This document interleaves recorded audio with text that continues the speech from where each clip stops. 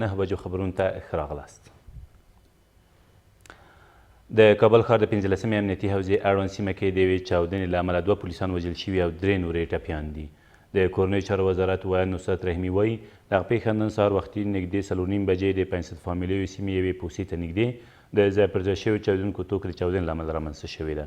ویل کېږي په دې پیښه کې یاده پوسته هم یو څه زیانمنه شوې ده.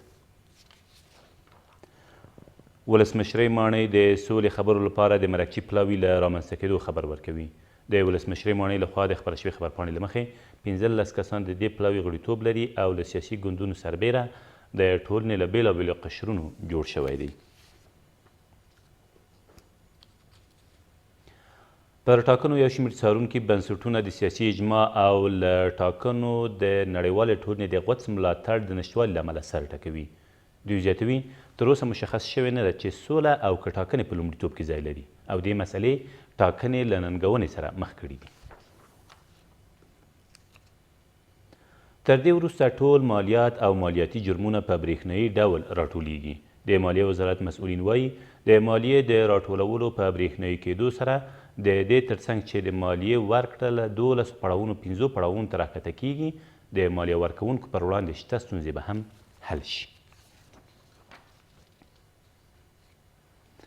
په کابل کې د کلیوالي جشنوارې په نوم یو نندارتون تېره ورځ پرانیستل شو. په دې نندارتون کې د هېواد له 14 ولایتونو افغان صنعتکاره میرمنو خپل لاسي صنایع نندارې ته وړاندې کړي دي.